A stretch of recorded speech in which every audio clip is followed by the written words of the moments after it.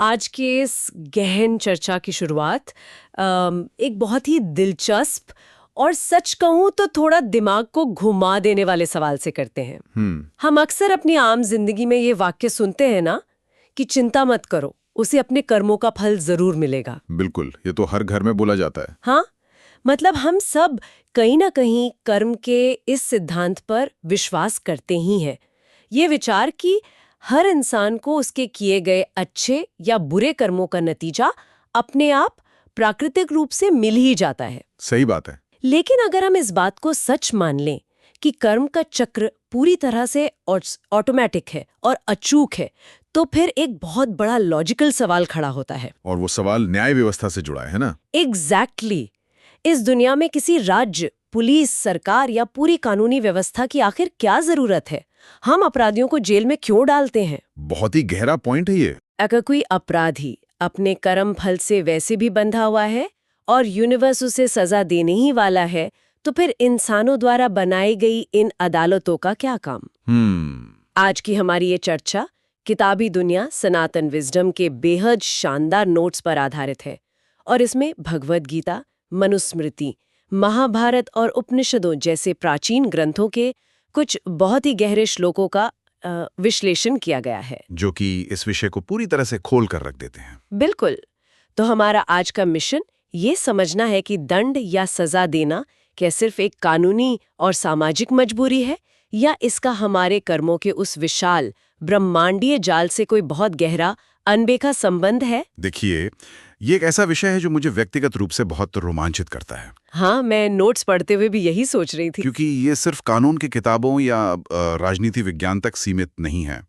ये सीधे इस बात की तह में जाता है कि हम न्याय को, जस्टिस को किस तरह से देखते हैं। सही बात है। जब हम सजा की बात करते हैं तो आमतौर पर हमारे दिमाग में क्या आता है? यही ना कि समाज को चलाने का एक तरीका है, लोगों में डर पैदा करना है ताकि वे अपराध ना करें। हाँ, एक तरह का डिटरेंट। बिल्कुल। लेकिन आज जिन स्रोतों का हम विश्लेषण कर रहे हैं वे एक पूरी तरह से अलग कहानी बताते हैं। वे दार्शनिक और आध्यात्मिक स्तर पर यह समझाते हैं कि दंड और कर्म अलग अलग नहीं हैं। अलग नहीं है?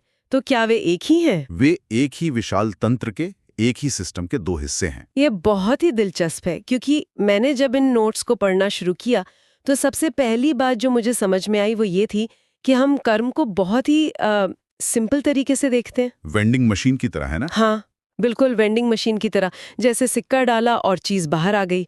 अच्छा किया तो अच्छा होगा, बुरा किया तो बुरा होगा। जो कि बहुत ही सतही सोच है। वही तो। लेकिन नोट्स में भगवद गीता का एक संदर्भ था जो ये इशारा कर रहा था कि ये इतना आसान नहीं है। कर्म का रास्ता बहुत ही उलझा हुआ है। हाँ, आप भगवद गीता के उस श्लोक की बात कर रही हैं जिसका एक बहुत ही महत्वपूर्ण हिस्सा है, गहना कर्मणो गति ही। हाँ, गहना कर्मणो गति ही। इसका ठीक ठीक मतलब क्या है? इसका सीधा सा अर्थ यही है कि कर्म और उसके परिणामों की जो गति है या जो रास्ता है वो अत्यंत सूक्ष्म, गहरा और जटिल है। इसे उस वेंडिंग मशीन की तरह समझना हमारी सबसे बड़ी भूल है। कर्म एक बहुत ही कॉम्प्लेक्स इकोसिस्टम की तरह काम करता है, जहां हर एक एक्शन के, हर एक कर्म के कई अनपेक्षित परिणाम हो सकते हैं। मुझे थोड़ा सोचने दीजिए। अगर यह इतना जटिल है तो फिर इंसान इससे डील कैसे करता है? क्योंकि नोट्स में एक और जगह ये भी लिखा था कि इंसान जो भी करता है, अगर वो सही नहीं है तो वो किसी तरह के बंधन में फंस जाता है। बिल्कुल, और ये भी गीता का ही एक बहुत ही स्पष्ट सिद्धांत है। उसमें कहा गया है, लोको यम कर्म बंधना। लोको यम कर्म बंधना? इसका मतलब दुनिया एक बंधन है? एक तरह से हाँ। इसका अर्थ यह है कि इस दुनिया में जो भी कार्य धर्म के अनुकूल नहीं होते हैं वे व्यक्ति को कर्म के चक्र में बुरी तरह से बांध लेते हैं। यहाँ धर्म से मतलब? यहाँ धर्म का मतलब किसी मजहब या रिलीजन से बिल्कुल नहीं है। यहाँ धर्म का मतलब है सत्य, न्याय और सही आचरण, कॉस्मिक ड्यूटी। अच्छा, तो जो सही है वो धर्म है। सही। अगर कोई इंसान स्वार्थ, लालच या क्रोध में आकर कोई ऐसा काम करता है जो इस नैतिक व्यवस्था के खिलाफ है, तो वो कोई आम गलती नहीं कर रहा है। तो वो क्या कर रहा है? वो वास्तव में अपने ही इर्द गिर्द एक अदृश्य जाल बुन रहा है, और ये जाल इतना मजबूत होता है कि इससे बाहर निकलना बहुत बहुत मुश्किल हो जाता है। तो ये एक तरह से खुद को ही एक मकड़ी के जाले में फंसाने जैसा हो गया। बहुत ही सटीक उदाहरण है। लेकिन ये मकड़ी का जाला काम कैसे करता है? मतलब किताबी दुनिया के नोट्स में बृहदारण्यक उपनिषद का एक सिद्धांत दिया गया था, यथा कर्म यथा श्रुतम। यथा कर्म यथा श्रुतम। जहां तक मैं समझ पाई हूं, इसका मतलब ये है कि हम जैसा करते हैं हम वैसे ही बन जाते हैं। तो क्या ये कोई मनोवैज्ञानिक बात है या सच में कोई ब्रह्मांडीय नियम है? देखिए, मैं कहूंगा कि ये दोनों हैं। दोनों कैसे? अगर हम इसे एक व्यापक नजरिए से देखें तो ये सिद्धांत हमें ब्रह्मांडीय न्याय या कहें कि कॉस्मिक जस्टिस का मूल आधार समझाता है। देखिए, हम अक्सर सोचते हैं कि आसमान में बैठा कोई इंसान हमारे कर्मों का हिसाब रख रहा है। हाँ, एक रजिस्टर लेकर बैठा है। बिल्कुल, और वो नाराज होकर हमें सजा देगा। लेकिन उपनिषद हमें बताते हैं कि ऐसा कुछ नहीं है। कर्म एक सार्वभौमिक नियम है, एक यूनिवर्सल लॉ है, बिल्कुल गुरुत्वाकर्षण के नियम की तरह, ग्रेविटी की तरह। ये उपमा बहुत अच्छी है ना? ग्रेविटी आपसे नफरत नहीं करती, लेकिन अगर आप छत से कूदेंगे तो आप गिरेंगे ही। कर्म कोई भावनात्मक प्रतिक्रिया नहीं है, यानी कोई गुस्सा या बदला नहीं है इसमें। बिल्कुल नहीं। ये पूरी तरह से एक निष्पक्ष व्यवस्था है। जब इंसान बार बार किसी खास तरह के विचार रखता है या बुरे कर्म करता है तो उसका पूरा नर्वस सिस्टम, तंत्रिका तंत्र, उसका मनोविज्ञान और अंततः उसका पूरा अस्तित्व उसी सांचे में ढलने लगता है। बाप रे, ये तो बहुत ही डरावना है। हाँ, वो खुद ही अपनी सजा बन जाता है। उसे किसी बाहरी सजा की जरूरत ही नहीं होती। ये नजरिया तो पूरी तरह से चीजों को बदल देता है। इसका मतलब है कि कर्म कोई बाहरी ताकत नहीं है जो हम पर नजर रखे हुए है, बल्कि ये हमारे ही एक्शंस का एक ऑटोमेटिक रिएक्शन है जो हमारे भविष्य को डिजाइन कर रहा है। एकदम सही। लेकिन अब अगर ये व्यवस्था इतनी ऑटोमेटिक है और इतनी अच्छी तरह से काम कर रही है, तो फिर उसी सवाल पर वापस आते हैं जिससे हमने शुरुआत की थी, दंड की आवश्यकता। हाँ, बीच में ये दंड कहाँ से आ गया? राज्य, पुलिस या जज की क्या जरूरत है? मैंने इन नोट्स में मनुस्मृति से जुड़ा एक पॉइंट पढ़ा जिसने, सच बताऊं तो, मेरे दिमाग की बत्तियां जला दी। वो सबसे बड़ा आहा मोमेंट है इस पूरी चर्चा का। सच में। उसमें कुछ ऐसा था कि जब कोई राज्य किसी को सजा देता है तो वो असल में उस अपराधी का कोई बहुत बड़ा कर्ज उतार रहा होता है। हाँ। ये बात मुझे थोड़ी अजीब लगी। मतलब सजा देना और कर्ज उतारना, क्या आप इसे समझा सकते हैं? मैं समझ सकता हूँ कि ये अजीब क्यों लगा होगा। हाँ, क्योंकि हम तो सजा को, क्योंकि आधुनिक दुनिया में हम सजा को सिर्फ एक नकारात्मक चीज मानते हैं। किसी ने कुछ बुरा किया, उसे तकलीफ दो, उसे समाज से अलग कर दो, जेल में डाल दो। बिल्कुल, एक तरह का बदला। लेकिन मनुस्मृति के उस श्लोक में एक बहुत ही गहरा दर्शन छुपा है। ये बताता है कि जब कोई राजा, या आज के संदर्भ में कहें तो कोई राज्य या कोर्ट, किसी अपराधी को दंडित करता है तो वो वास्तव में उस अपराधी को उसके पाप के भारी बोझ से मुक्त कर रहा होता है। एक मिनट, तो क्या इसका मतलब यह है कि जेल जाना या सजा पाना आध्यात्मिक रूप से अपराधी के लिए अच्छा है? एक तरह से हाँ। ये तो बहुत ही क्रांतिकारी विचार है। सनातन विचार के अनुसार जब राज्य किसी अपराधी को सजा देता है तो वो व्यक्ति अपने बुरे कर्म का कुछ अंश वहीं उसी समय भोग लेता है। इसे एक आधुनिक उदाहरण से समझते हैं। मान लीजिए किसी ने एक बहुत भारी लोन लिया है, ठीक है, और वो उसे चुका नहीं रहा है। उस पर भारी ब्याज लगता जा रहा है, कंपाउंड इंटरेस्ट, जो बढ़ता ही जाता है। बिल्कुल। अब राज्य की जो सजा है वो उस लोन की ईएमआई को जबरदस्ती कटवाने जैसी है। ओहो, क्या बात है। अपराधी को उस समय तकलीफ जरूर होती है, उसके बैंक से पैसे कट रहे हैं, लेकिन वास्तव में राज्य द्वारा दी गई सजा उसके कर्म के कर्ज को कम कर रही होती है। मतलब उसका प्रिंसिपल अमाउंट कम हो रहा है। एग्जैक्टली। अगर ये सजा उसे यहाँ नहीं मिलती तो उसे भविष्य में इस ब्रह्मांडीय व्यवस्था के तहत बहुत बड़ी कीमत चुकानी पड़ती, वो भी भारी कर्मिक ब्याज के साथ। ये कर्मिक क्रेडिट कार्ड वाली उपमा बहुत ही सटीक है ना? मतलब राज्य आपसे जबरदस्ती आपकी ड्यू पेमेंट करवा रहा है ताकि आपका अकाउंट क्लियर हो सके। लेकिन इस प्रक्रिया में जज या सजा देने वाले व्यक्ति का क्या रोल होता है? बहुत अच्छा सवाल है। क्या वो भी इस कर्म के चक्र में नहीं फंस रहा है? क्योंकि वो भी तो किसी को तकलीफ दे रहा है। नोट्स में महाभारत के शांति पर्व का एक वाक्य था, राजा धर्मस्य कारणम। राजा धर्मस्य कारणम, इसका कुछ ऐसा मतलब था कि राजा तो सिर्फ एक टूल है। आपने बिल्कुल सही नब्ज पकड़ी है। महाभारत का ये संदर्भ स्पष्ट करता है कि राज्य का काम किसी से व्यक्तिगत बदला लेना नहीं है। व्यक्तिगत बदला नहीं है। हाँ, राजा धर्मस्य कारणम का अर्थ है कि राज्य या उसका मुखिया केवल धर्म को स्थापित करने का एक उपकरण मात्र है, एक इंस्ट्रूमेंट है। जब कोई न्यायाधीश कानूनी रूप से दंड सुनाता है तो वो किसी व्यक्तिगत दुश्मनी, गुस्से या नफरत के कारण ऐसा नहीं कर रहा होता। मतलब वो पर्सनली इन्वॉल्व नहीं है? बिल्कुल नहीं। वो केवल न्याय व्यवस्था के एक माध्यम के रूप में काम कर रहा होता है। वो एक कर्मिक चैनल बन जाता है। तो वो एक तरह से उस ब्रह्मांडीय मशीन का एक पुर्जा बनकर काम कर रहा है। हाँ, और इस बात को भगवद गीता के 18वें अध्याय में बहुत ही वैज्ञानिक तरीके से समझाया गया है। वहाँ क्या बताया गया? वहाँ बताया गया है कि संसार में जो भी कार्य होता है उसके पीछे 5 कारण होते हैं: शरीर, कर्ता, विभिन्न साधन, चेष्टाएं और सबसे अंत में दैव। दैव यानी ईश्वरीय व्यवस्था या डिवाइन ऑर्डर। अच्छा, डिवाइन ऑर्डर। तो कानूनी दंड सिर्फ इंसानों द्वारा बनाई गई व्यवस्था नहीं है। ये उसी दैव या ईश्वरीय व्यवस्था की एक दृश्यमान कड़ी है जो समाज में कर्म का संतुलन बनाए रखती है। ये दैव वाला हिस्सा बहुत दिलचस्प है।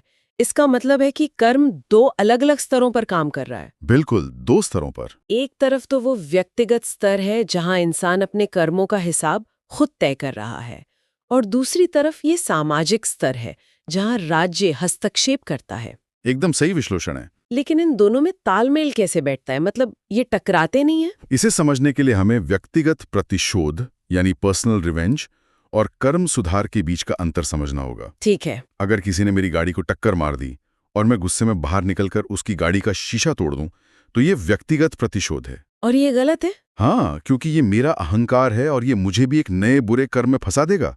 मेरा अपना कर्म खराब होगा। और अगर वही काम एक ट्रैफिक पुलिस वाला करे, मेरा मतलब है अगर वो उसे रोककर उसका चालान काटे, तो वो क्या है? वो सामाजिक कर्म प्रसंस्करण है, यानी social Karma processing. Social Karma processing, ये टर्म बहुत भारी है लेकिन सटीक है। समाज में जब कोई व्यक्ति धर्म के खिलाफ जाता है तो राज्य बिना किसी व्यक्तिगत द्वेष के एक स्थापित व्यवस्था के तहत उसे सजा देता है। हाँ, वो बदला नहीं ले रहा है, वो समाज में आए असंतुलन को ठीक कर रहा है। ये तो ऐसा लग रहा है जैसे समाज एक बड़ा सा कंप्यूटर सिस्टम है और दंड उसका एंटीवायरस है। ये बहुत ही बेहतरीन एनालॉजी है ना? नोट्स में इसके लिए 3 बहुत भारी भरकम शब्दों का इस्तेमाल किया गया था: रित, धर्म और दंड। क्या हम इन तीनों को इसी आसान तरीके से उसी कंप्यूटर वाले उदाहरण से समझ सकते हैं? बिल्कुल, आपके कंप्यूटर सिस्टम वाले उदाहरण से इसे बहुत अच्छी तरह समझा जा सकता है। सनातन विचार में ये तीनों अवधारणाएं एक साथ काम करती हैं। तो सबसे पहले क्या आता है? सबसे पहले है रित। रित का अर्थ है कॉस्मिक ऑर्डर या ब्रह्मांड का वो शाश्वत नियम जिससे ये पूरी सृष्टि चल रही है। Cosmic order? आपके उदाहरण में रित इस ब्रह्मांड का सोर्स कोड है। ये वो बेसिक प्रोग्रामिंग है जिससे सब कुछ चलता है। ठीक है, रित हो गया सोर्स कोड। फिर आता है धर्म। धर्म है मॉरल ऑर्डर यानी नैतिक व्यवस्था। नैतिक व्यवस्था, ये इंसानों को ये बताता है कि उस रित या ब्रह्मांडीय नियम के साथ तालमेल बिठाकर कैसे जीना है। धर्म एक तरह से हमारा यूजर मैनुअल है। Okay, user manual. ये बताता है कि सिस्टम को सही तरीके से कैसे इस्तेमाल करना है ताकि वो क्रैश ना हो। और फिर आता है दंड। हाँ, दंड है अप्लाइड ऑर्डर। Applied order. जब कोई इंसान धर्म के यूजर मैनुअल को फॉलो नहीं करता और रित के सोर्स कोड में छेड़छाड़ करके वायरस पैदा करने की कोशिश करता है जिससे समाज का संतुलन बिगड़ता है, तब दंड काम आता है। तो दंड एक एंटीवायरस की तरह काम करता है। एग्जैक्टली। दंड उस वायरस को आइसोलेट करता है, डिलीट करता है और पूरे सिस्टम को वापस संतुलन में ले आता है। रित सोर्स कोड है, धर्म यूजर मैनुअल है और दंड एंटीवायरस है। ये सच में अब तक की सबसे बेहतरीन व्याख्या है। इससे सब कुछ बिल्कुल साफ हो गया। और ये बहुत ही तार्किक भी है। हाँ, और मुझे लगता है कि शिववी वाला जो प्रतीकात्मक नोट्स में दिया गया है वो भी इसी एंटीवायरस वाले कॉन्सेप्ट पर ही काम करता है। नोट्स में भगवान शिव को कर्म फलदाता कहा गया था। हाँ, शिव परंपरा में भगवान शिव कर्मों का फल देने वाले माने जाते हैं। इसका प्रतीकवाद ये है कि जब राज्य या व्यवस्था धर्म के अनुसार काम करती है तो उसे भगवान शिव की तरह अहंकार रहित होना चाहिए। अहंकार रहित मतलब ईगो नहीं होना चाहिए? बिल्कुल। जो सजा दे रहा है उसके मन में ये भाव नहीं होना चाहिए कि मैं बहुत ताकतवर हूं इसलिए सजा दे रहा हूं। उसे बस अपना काम करना है। उसे ये समझना चाहिए कि वो केवल धर्म की रक्षा के लिए उसी एंटीवायरस की तरह बस अपना काम कर रहा है। लेकिन एक सवाल जो इस पूरी चर्चा के दौरान मेरे दिमाग में घूम रहा है और शायद जो लोग हमें सुन रहे हैं उनके मन में भी आ रहा होगा, वो क्या है? वो ये है कि चलिए हम मान लेते हैं कि दंड एक एंटीवायरस है और वो कर्म के कर्ज को चुकाता है, लेकिन अगर हम इस पूरे दंड सिस्टम को ही हटा दें तो? हटा दें? हाँ, एक पल के लिए सोचकर देखिए कि दुनिया में कोई पुलिस नहीं है, कोई अदालत नहीं है, कोई जज नहीं है, पूरी तरह से अराजकता है। तो क्या तब ये जो कर्म का सिद्धांत है ये काम करना बंद कर देगा? ये एक बहुत ही शानदार थॉट एक्सपेरिमेंट है। मुझे सच में ये जानना है। अगर दंड का अस्तित्व समाप्त हो जाए तो क्या कर्म काम करेगा? इसका सीधा सा जवाब है हाँ, कर्म का नियम तो तब भी काम करेगा। वो तो करेगा ही। याद कीजिए, हमने शुरुआत में बात की थी कि कर्म गुरुत्वाकर्षण की तरह ब्रह्मांडीय है। वो इंसानों की बनाई अदालतों का मोहताज नहीं है। लेकिन यहाँ एक बहुत बड़ी समस्या है। वो क्या समस्या है? देरी, टाइम लैग। Time lag. ब्रह्मांडीय कर्म का अपना एक टाइमलाइन होता है, वो तुरंत प्रतिक्रिया नहीं देता। अगर कोई बहुत बुरा इंसान है जो दूसरों को तकलीफ दे रहा है तो कर्म अपना काम करेगा, लेकिन हो सकता है इसमें सालों लग जाएं। या सनातन दर्शन के अनुसार शायद अगला जन्म लग जाए। बिल्कुल। तब तक क्या होगा? तब तक तो वो इंसान न जाने कितने निर्दोष लोगों की जिंदगी बर्बाद कर देगा। समाज में पूरी तरह से त्राही त्राही मच जाएगी। यही सबसे बड़ा बिंदु है। अगर राज्य का दंड नहीं होगा तो न्याय मिलने में जो देरी होगी वह समाज में भारी पीड़ा और केओस यानी अराजकता पैदा कर देगी। बुरे कर्म करने वाले लोग तब तक निर्दोषों को नुकसान पहुंचाते रहेंगे जब तक कि अंततः उनका कर्मफल उन्हें आकर नहीं पकड़ लेता। इसका मतलब ये है कि दंड या कानूनी सजा वास्तव में एक एक्सेलरेटर या उत्प्रेरक की तरह काम करती है। बहुत सही शब्द चुना आपने, एक्सेलरेटर। ये कर्म के प्रोसेस को फास्ट फॉरवर्ड कर देती है। दंड इस बात का इंतजार नहीं करता कि अपराधी को 60 साल की उम्र में कोई भयंकर बीमारी हो और तब उसे अपने किए पर पछतावा हो। हाँ, वो इंतजार नहीं करता। दंड आज ही उस कर्म के चक्र पर ब्रेक लगा देता है ताकि समाज के बाकी लोग सुरक्षित रह सके। इसे आप इस तरह से भी देख सकती हैं। स्रोत के अंत में जो सारांश दिया गया था वो इस पूरी तस्वीर को बहुत खूबसूरती से समेटता है। क्या था वो सारांश? उसमें लिखा था, कर्म सूक्ष्म है, दंड दृश्य है। कर्म ब्रह्मांडीय है, दंड सामाजिक है। कर्म सूक्ष्म है, दंड दृश्य है। हाँ, कर्म अदृश्य है। हम उसे अपनी आंखों से काम करते हुए नहीं देख सकते। वो बैकग्राउंड में चलने वाला एक सॉफ्टवेयर प्रोसेस है। लेकिन दंड वो मॉनिटर है जिसे पूरा समाज देख सकता है। दंड समाज को ये भरोसा दिलाता है कि सिस्टम काम कर रहा है। ये बात आज के समय में बहुत बहुत प्रासंगिक लगती है। बिल्कुल। आज जब हम खबरों में किसी अदालत का फैसला सुनते हैं या सड़क पर किसी को ट्रैफिक नियम तोड़ने पर जुर्माना भरते हुए देखते हैं तो हम अक्सर झल्ला जाते हैं या व्यवस्था को कोसने लगते हैं। आमतौर पर इंसानी फितरत यही है। लेकिन आज की इस चर्चा के बाद मुझे लगता है कि नजरिया पूरी तरह से बदल जाना चाहिए। बिल्कुल बदल जाना चाहिए। वो ट्रैफिक पुलिस वाला जो आपका चालान काट रहा है वो सिर्फ सरकारी खजाना नहीं भर रहा है, वो वास्तव में आपको आपके एक छोटे से कर्मिक डेट से आजाद कर रहा है। अगर आप इसे इस तरह से देखेंगी तो शायद अगली बार फाइन भरते वक्त आपको उतनी तकलीफ नहीं होगी। हाँ, शायद। लेकिन गंभीरता से कहें तो हमारे प्राचीन दर्शन ने समाज न्याय और व्यक्तिगत जिम्मेदारी को जिस तरह से एक धागे में पिरोया है वो अद्भुत है। सच में अद्भुत है। उन्होंने सिर्फ कानून नहीं बनाए, उन्होंने ये समझाया कि कोई भी कानून इस पूरी सृष्टि के प्राकृतिक नियमों से, कॉस्मिक लॉ से अलग नहीं हो सकता। ये सच में दिमाग के जाले साफ कर देने वाली चर्चा रही। हमने देखा कि कैसे व्यक्तिगत कर्म और राज्य द्वारा दिया जाने वाला दंड असल में एक ही सिक्के के दो पहलू हैं। बिल्कुल। लेकिन इस डीप डाइव को खत्म करने से पहले मैं एक बहुत ही गहरा और विचारणीय प्रश्न छोड़कर जाना चाहती हूँ जो इन स्रोतों को पढ़ने के बाद मेरे मन में उठा है। बताइए। हम ये तो समझ गए कि एक न्यायपूर्ण राज्य का दंड अपराधी के कर्म को संतुलित करता है, वो एक एंटीवायरस की तरह काम करता है। हाँ, ये तो स्पष्ट है। लेकिन विचार करने वाली बात यह है कि यदि वो राज्य या न्याय व्यवस्था स्वयं ही भ्रष्ट हो जाए तो, यदि वो एंटीवायरस खुद एक वायरस बन जाए, ये एक बहुत ही खतरनाक स्थिति है। मान लीजिए कोई ऐसी व्यवस्था है जो न्याय का उपकरण बनने के बजाय निर्दोषों को दंडित करने लगे, झूठे आरोप हों, बेकसूर लोगों को जेल हो रही हो, जो कि दुनिया के कई हिस्सों में होता भी है। तो क्या वो भ्रष्ट व्यवस्था खुद एक नया और बहुत बड़ा सामूहिक कर्म यानी कलेक्टिव कार्मिक डेप्ट पैदा नहीं कर रही है? ये बहुत ही गहरा सवाल है। और यदि ऐसा है तो उस भारी भरकम सामूहिक कर्म का फल समाज को आने वाले भविष्य में किस रूप में चुकाना पड़ेगा? सोचने वाली बात है। क्या पूरी की पूरी सभ्यताएं इसी सामूहिक कर्म के बोझ तले दबकर खत्म हो जाती हैं? इतिहास में इसके कई उदाहरण मिल जाएंगे। ये एक ऐसा दार्शनिक विचार है जिस पर हम सबको एकांत में बैठ के विचार करने की जरूरत है। कर्म और न्याय की इस गहरी खाई में झांकने वाली आज की इस चर्चा को हम यहीं विराम देते हैं। इस सवाल पे जरूर सोचेगा